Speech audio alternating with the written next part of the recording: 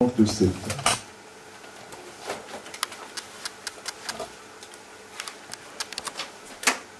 Disons au nom de Jésus. Amen. Jésus étant arrivé, trouva que Lazare était déjà depuis 4 jours dans le sépulcre. Et comme Béthanie était près de Jérusalem, à 15 stades environ, beaucoup de Juifs étaient venus vers Marthe et Marie pour les consoler de la mort de leur frère. Lorsque Marthe apprit que Jésus arrivait, elle alla au-devant de lui, tandis que Marie se tenait assise à la maison. Marthe dit à Jésus, « Seigneur, si tu euses été ici, mon frère ne serait pas mort. Mais maintenant, même, je sais que tout ce que tu demanderas à Dieu, Dieu te l'accordera. » Jésus lui dit, « Ton frère ressuscitera. » « Je sais, lui répondit Marthe, qu'il ressuscitera à la résurrection au dernier jour. Jésus lui dit, « Je suis la résurrection et la vie. Celui qui croit en moi vivra, quand même il sera mort. Et quiconque vit et croit en moi ne mourra jamais. Crois-tu cela ?» Elle lui dit, « Oui Seigneur, je crois que tu es le Christ, le Fils de Dieu, qui devait venir dans le monde. » Ayant ainsi parlé, elle s'en alla, puis elle appela secrètement Marie, sa sœur, et lui dit, « Le Maître est ici, et il te demande. » Dès que Marie eut entendu, elle se leva promptement et alla vers lui, car Jésus n'était pas encore entré dans la ville, mais il était dans le lieu où Marthe l'avait rencontré. Les Juifs qui étaient avec Marie dans la maison et qui la consolaient, l'ayant vue se lever promptement et sortir, la suivirent, disant, « Elle va au sépulcre pour y pleurer. » Lorsque Marie fut arrivée là où était Jésus et qu'elle le vit, elle tomba à ses pieds et lui dit, « Seigneur, si tu euses été ici, mon frère ne serait pas mort. » Jésus, le voyant pleurer, elle et les Juifs qui étaient venus avec elle frémit en son esprit et fut tout ému. Et il dit, « Où l'avez-vous mis ?» « Seigneur, lui répondirent-ils, viens et vois. » Jésus pleura. Sur quoi les Juifs dirent, « Voyez comme il aimait. » Et quelques-uns d'entre eux dirent, « Lui qui a ouvert les yeux de l'aveugle, ne pouvait-il pas faire aussi que cet homme ne mourût point ?» Jésus, frémissant de nouveau en lui-même, se rendit au sépulcre. Amen. Amen. Amen, amen. Amen. Nous voulons dire merci à l'Éternel. Nous remercions aussi notre frère pour la lecture. Nous bénissons l'Éternel, notre Dieu, notre Père, lui qui nous donne cette occasion. La parole de Dieu dit, réjouissez-vous avec ceux qui se réjouissent et pleurez avec ceux qui pleurent. La parole de Dieu nous invite à soutenir ceux qui passent par des moments difficiles. Bien-aimés dans le Seigneur, nous voulons dire merci à l'Éternel parce que c'est l'Éternel qui donne, mais c'est aussi l'Éternel qui reprend. Mais il est aussi vrai que lorsque l'Éternel donne, nous sommes dans la joie. Lorsque nous recevons une bénédiction, lorsque nous recevons quelque chose de la part de l'Éternel, nous sommes dans la joie.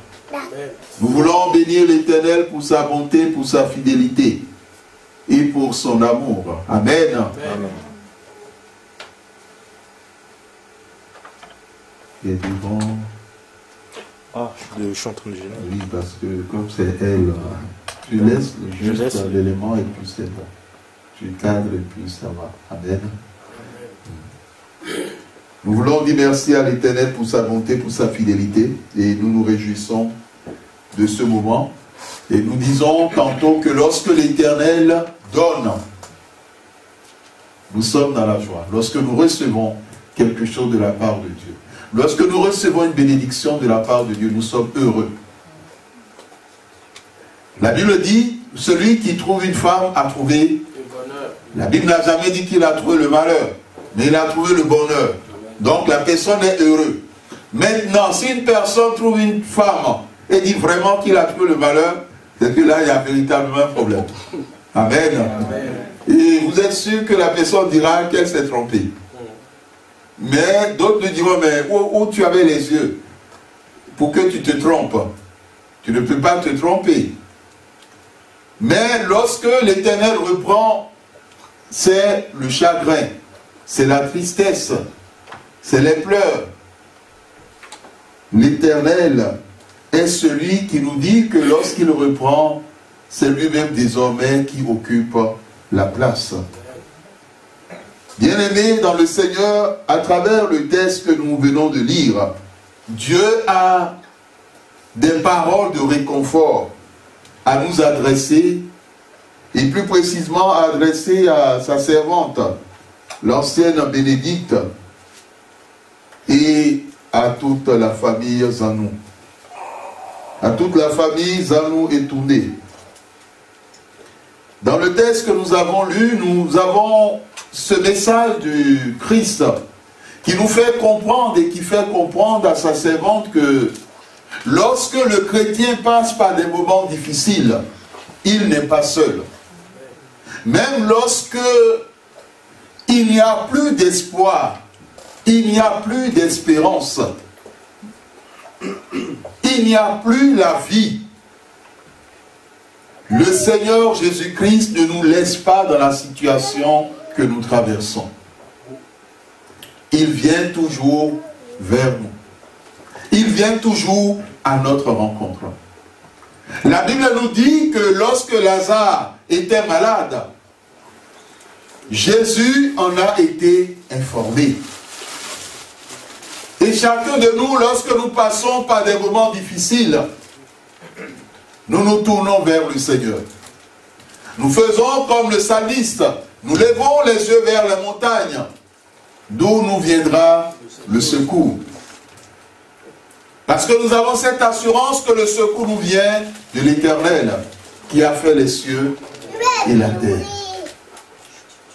Bien-aimés dans le Seigneur, parce que nous avons invoqué l'Éternel dans les situations complexes, nous devons avoir cette assurance que l'Éternel viendra vers nous. Quel que soit le temps, quel que soit le moment. Mais une chose est certaine, il viendra vers nous. L'Éternel viendra vers toi, quelle que soit la situation que tu traverses quand tu l'invoques. Parce qu'il dit dans sa parole, invoque-moi et je te répondrai. Et il dit, vous m'invoquerez et je vous exaucerai. Vous m'invoquerez et vous partirez. Et cela est un réconfort. Et c'est une grâce que l'Éternel est toujours présent. Et qu'il répond présent. Mais il a son temps. Il a son heure.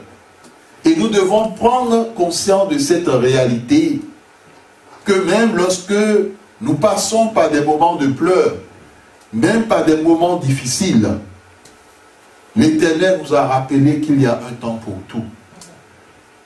Parce que lui, il est là pour apporter la joie par la suite, pour apporter le bonheur, pour apporter la consolation, pour apporter le réconfort. La consolation humaine n'a pas de poids par rapport à la consolation de Dieu. Jésus-Christ a eu une information. Mais Jésus-Christ est venu. Il est venu quand même. Il y a des personnes qui vous feront des promesses. Et ces personnes, vous ne les verrez pas. Mais lorsque l'Éternel te fait une promesse, quelle que soit la situation par laquelle tu passes, tu le verras. Parce qu'il répond toujours présent. Amen. Amen. Bien-aimés dans le Seigneur, voici le premier élément et le premier enseignement que l'Éternel nous donne à travers la lecture de ce texte. Il est aussi évident que l'absence du Seigneur, c'est ce que nous pensons, lorsque nous ne le voyons pas physiquement, nous pensons qu'il n'est pas là spirituellement. Or, le Seigneur Jésus-Christ nous a dit qu'il sera avec nous tous les jours jusqu'à la fin du monde. Et cela est une promesse. Cela est une évidence. Marthe et Marie étaient désemparées, étaient dans la désolation, étaient dans la peine, étaient dans la tristesse. Comme l'autre le dirait, mais quand j'avais besoin de lui, je ne l'ai pas vu. Mais maintenant, quand tout est passé, c'est maintenant qu'il vient. Bien-aimés dans le Seigneur, il arrive des fois lorsque nous passons par des moments, nous avons besoin de X, nous avons besoin de Y au niveau des hommes. Mais ces personnes, nous ne les voyons pas. Parce que nous avons besoin d'eux pour une situation spéciale, pour une donnée spéciale. Nous ne voyons pas ces hommes, mais l'Éternel est avec nous. Amen. Le Dieu vivant est avec nous. Amen. Bien-aimés, même si la situation amène à la destruction, même si la situation amène à ce qu'il n'y ait plus d'espérance, tu dois noter cette parole de Job. Je sais que mon Rédempteur est vivant et c'est lui qui se lèvera le dernier. Ton Rédempteur est toujours vivant.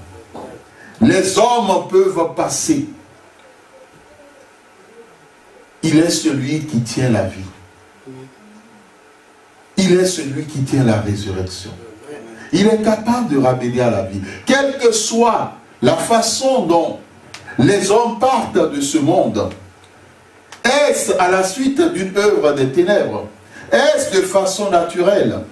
L'Éternel a permis et il sait pourquoi il a permis. Mais la bonne nouvelle, c'est que c'est lui désormais qui occupe la place de la personne.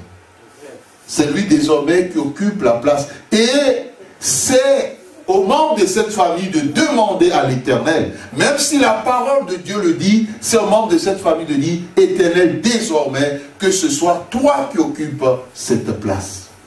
Lorsque l'Éternel occupe la place, mon frère, ma soeur, il serait très difficile que les ténèbres viennent ou que les situations ou que la maladie et tout ce que nous pouvons citer viennent encore chercher des proies dans ces familles ou dans cette famille. Marthe a rencontré Jésus. Elle a informé sa sœur Marie en disant que le Maître est là. Et ce qui est merveilleux dans ce texte, c'est que Marthe et Marie n'étaient pas seuls. Il y avait déjà des gens qui étaient là. Mais vous savez que quand vous passez par des moments difficiles, il y a deux types de personnes, deux catégories. Et ça, il faut toujours garder cela en vous. Il y a toujours deux catégories de personnes. Quand vous passez par des situations difficiles, que ce soit dans le domaine professionnel, que ce soit dans le domaine spirituel, quel que soit le domaine, il y a deux types de personnes. Il y aura des personnes qui diront, oh, vraiment, il faut soutenir, il faut aider, il faut pleurer avec. Mais il y aura aussi des gens qui vont critiquer. Ah, telle personne, c'est bien fait. Ah, telle personne, il faisait c'est moi, c'est moi, c'est moi. Il y a toujours. Et vous verrez que lors de la situation qui arrivait à Lazare, il y avait des gens qui étaient là. Lui qui a ouvert les yeux de l'aveugle, ne pouvait-il pas faire aussi que cet homme ne mourût point? Il y a toujours ce genre de situation. Et ces genres de personnes peuvent vous attrister vos cœurs par leur comportement, par leur attitude et par leur façon de faire. Mais vous devez garder toujours une chose, c'est que celui le plus important, l'excellence des excellents, L'Éternel, le Dieu Tout-Puissant. Le Seigneur Jésus-Christ est là. Il sait toutes choses. Et c'est lui qui prend la direction et le contrôle de toute situation. Dans le cas de Marthe et de Marie, c'est lui qui a pris à la fin le contrôle de la situation. Et notre prière, c'est qu'il prenne le contrôle de la situation en ce qui concerne Noélie, en ce qui concerne l'ancienne, en ce qui concerne toute la famille Zanou et Tondé. C'est lui qui, lorsqu'il prend le contrôle, la tristesse se transforme en joie. Que le nom du Seigneur soit béni. Amen. Amen. Acclamons la parole de Dieu.